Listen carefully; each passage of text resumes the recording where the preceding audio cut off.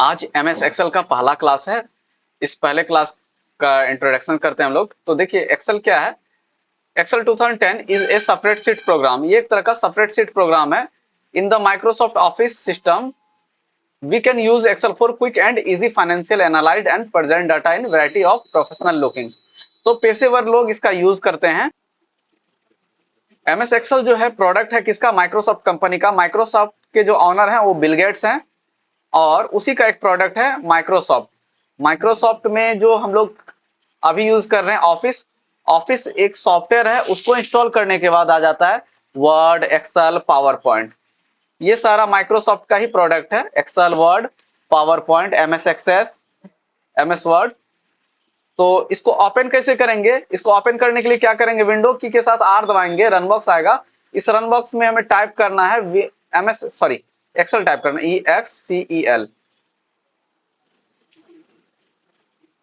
लिखा हुआ लेटर है, बैक स्पेस से हटाए थे और एक्सेल लिख के एंटर दबाएं, ओपन किए। तो ये जो दिख रहा है ये हमारा एक्सेल है और यहाँ पे ऊपर से जो नीचे आ रहा है ये सब लाइन, ये हमारा कॉलम कहलाता है ना। और राइट से जो लेफ्ट जाता है ये क्या कहलाता है, रो कहलाता है। चलिए इसमें बॉर्डर ऐड कर देते हैं। यहाँ पे क्लिक करेंगे, होम टैब में जाएंगे, बॉर्डर में जाके ऑल बॉर्डर ले लेते हैं, तब आप लोग को क्लियर दिखेगा। और थोड़ा सा जूम इन कर लेते हैं। ये सब जो दिख रहा है ABCD ये क्या है, कॉलम है ना।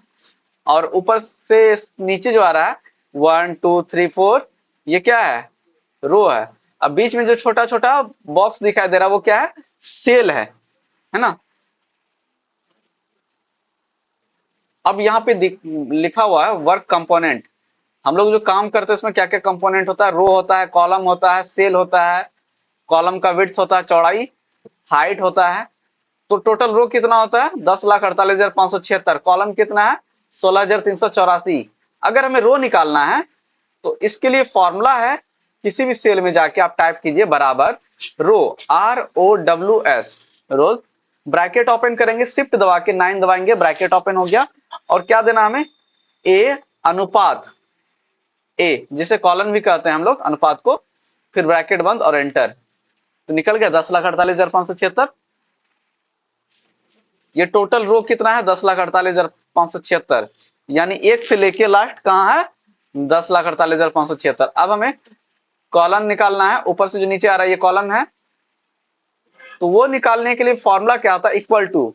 और हमेशा याद रखिए एक्सेल में कोई भी काम करेंगे, कोई भी कैलकुलेशन करेंगे, इक्वल टू के साथ करेंगे। अगर इक्वल टू नहीं देंगे तो वो फिर काम नहीं करेगा। Equal to COLUMNS, columns.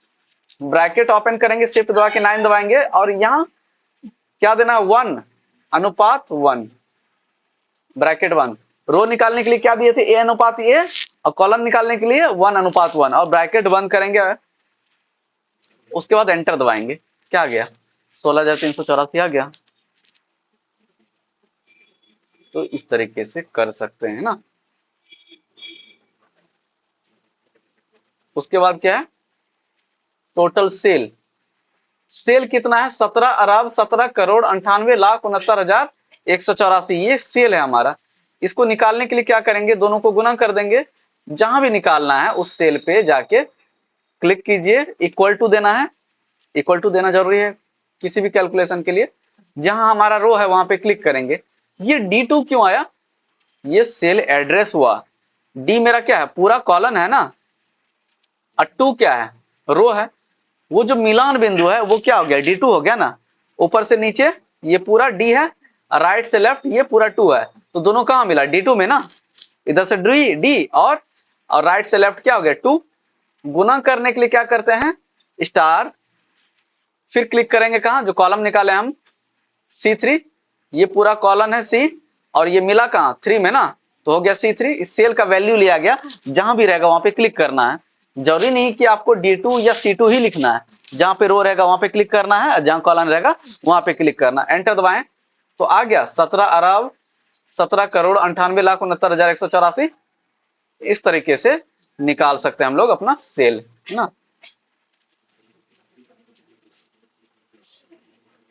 उसके बाद क्या है, इसका जो चौड़ाई है कितना बढ़ा सकते हैं, 1790 पिक्सल तक।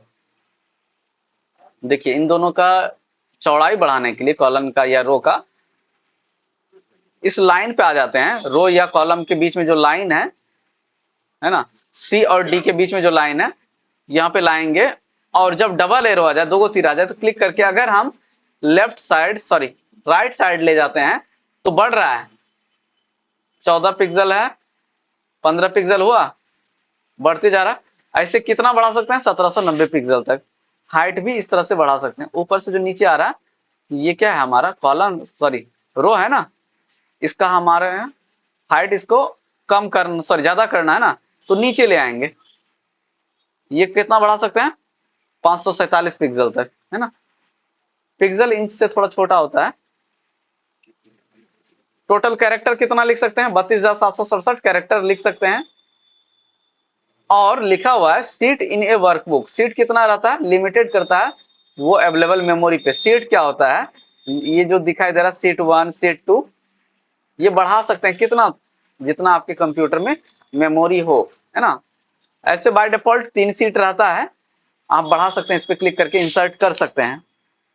जिस तरह से विनवर्ड में पेज में काम करते थे, यहाँ पे काम किस में होता है, सीट में काम होता है ना। अब अगला क्या है हमारा, editing cell content.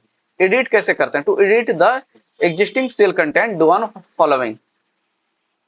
Click on required cell, click करना रिक्वायर्ड सेल पे, उसके बाद F2 बटन दबा देना, पहला तरीका है। दूसरा है डबल क्लिक करना है लिखावट पे, और तीसरा तरीका क्या है, फॉर्मूला बार पे जाके क्लिक करके एडिट कर सकते हैं। चलिए बारी बारी से तीनों तरीका देखते हैं। आगे हम लोग सीट 1 में ही, अब यहां लिख लेते हैं हम लोग IT।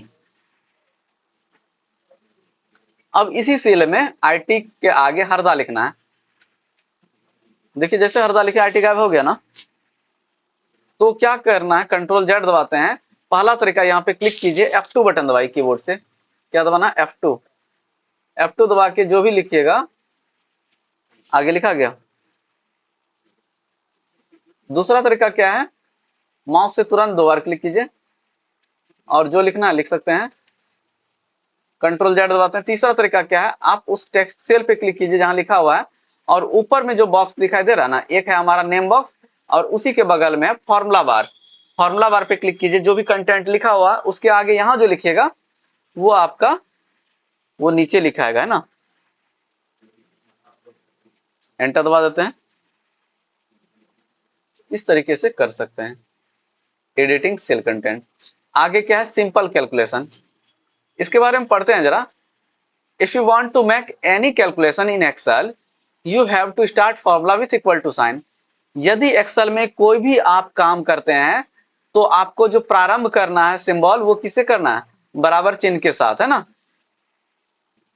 तो चलिए पहला कैलकुलेशन है 10 + 6।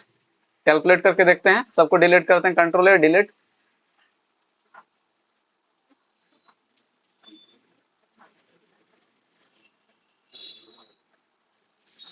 तो बराबर सिंबल देना जरूरी है, बराबर दिए 10 + 6 निकल गया। अगर बराबर नहीं देंगे, हम देते हैं 20 - 8, निकलेगा क्या, 20 अगस्त आ गया ना।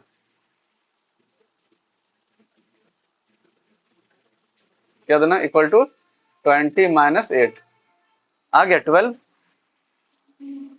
अगला क्या है, 8 * 5 यानी बराबर 8 × 5, 8 × 5 = 40।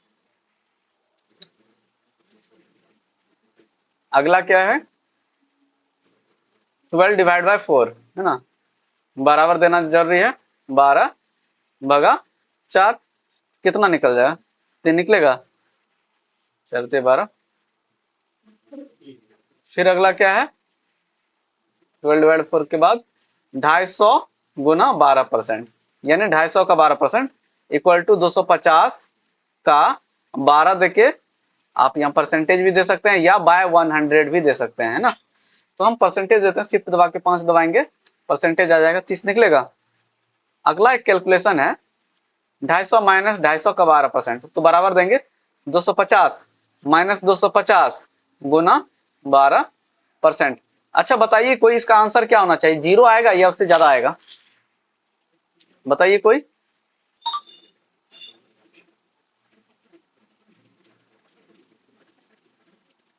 तो यहाँ आंसर क्या आ जाएगा? 220 आएगा, क्योंकि पहले गुना का काम हुआ।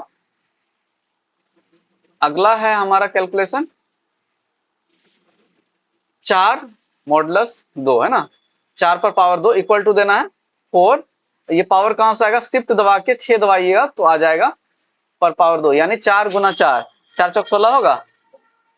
और यहीं पे अगर हम 2 के जगह 3 दे देंगे तो क्या आएगा बताइए? तो 4 गुना 4 गुना 4, 4 चौक 16, 16 चौके 64 होगा। अगला क्या है? स्क्वायर रूट है ना, तो बराबर देना है SQRT लिखना है, SQRT ब्रैकेट ओपन। किसी का भी स्क्वायर रूट निकाल सकते हैं, जैसे 64 का निकालते हैं। 64 का स्क्वायर रूट क्या होता है? 8। आया आंसर 8, यानी 8 8 64 होगा ना। अगला है 4 पर पावर 1/2 है ना, यानी आधा, इक्वल टू 4, शिफ्ट दबा के 6 दबाएं, ब्रैकेट ओपन किए 1/2, ब्रैकेट बंद। आंसर 2 आया है ना। ये 2 कैसे आया बताना पड़ेगा क्या, कैलकुलेट करके। जैसे देखिए यहाँ पे दिए थे 4 पर पावर 1/2 है ना, यानी 4 पर पावर का मतलब क्या हो गया? गुना करना है ना। और 1/2 का मतलब क्या हो गया? आधा, पता है ना, हाफ। इसको हाफ को हम क्या लिखते हैं? 0.5 लिख सकते हैं। अब देखिए इस पॉइंट को उड़ाएंगे तो क्या आएगा? नीचे 10 आएगा ना, क्योंकि एक संख्या है ना आगे, इसलिए 1 0। अब इस 10 को कटाएंगे 5 से, कितना बार में कटेगा? 2 बार में कटेगा। फिर इस 2 को कटाएंगे 4 से, 2 दूनी, तो कौन सा संख्या बचा? खाली 2 बचा ना, तो आंसर 2 आया। तो इसी तरह से यहां भी आंसर 2 आया। यही था हमारा कैलकुलेशन। इक्वल टू दिए 8 पर पावर, इक्वल टू 8 पर पावर 1/3 है ना, 1/3, ब्रैकेट बंद और एंटर। 2 आएगा आंसर, हो जाएगा। तो ये जो भी हम फॉर्मूला दिए ये तो उसका आंसर है। हम फॉर्मूला भी देखना चाहते हैं तो सबको सेलेक्ट करके कीबोर्ड से कंट्रोल दबा के सिग्मा बटन दबाएंगे ना। सिग्मा बटन कौन सा है दिखाते हैं, विंडो आर दबाएं, रन बॉक्स आए, टाइप करते हैं OSK है ना, ऑन स्क्रीन कीबोर्ड। तो क्या दबाना? कंट्रोल दबा के ये वाला ऊपर में जो बटन है इसके अब से नीचे रहता है वो, ये वाला बटन जो हल्का सा टेढ़ा है ना लाइन, इस पे क्लिक कीजिएगा, यही है कंट्रोल सिग्मा। तो आपको क्या दिखेगा? फॉर्मूला के साथ रिजल्ट दिखेगा ना। चलिए सबको देखना है एक साथ, सेलेक्ट करते हैं, कंट्रोल दबा के सिग्मा दबाएं। अभी फॉर्मूला दिख रहा है, फिर दबाएंगे तो रिजल्ट दिखेगा। हम चाहते दोनों दिखे तो राइट क्लिक कीजिए, कॉपी कर लीजिए इस रिजल्ट को, और खाली जगह पे राइट क्लिक करके पेस्ट वैल्यू पे क्लिक करते हैं। यहाँ पे देखिए पेस्ट 1 2 3 है ना, इस पे क्लिक करना राइट क्लिक करके। अब दोनों साइड तो हमारा रिजल्ट ही है ना। अब कंट्रोल दबा के सिग्मा दबाइए, कैलकुलेशन अभी जो सिलेक्शन है हटाते हैं, अब सेलेक्ट करते हैं, अब कंट्रोल दबा के क्या दबाएंगे? सिग्मा। देखिए दिख रहा है, इधर हमारा क्या है? कैलकुलेशन है और इधर हमारा रिजल्ट है। इस तरीके से कर सकते हैं ना।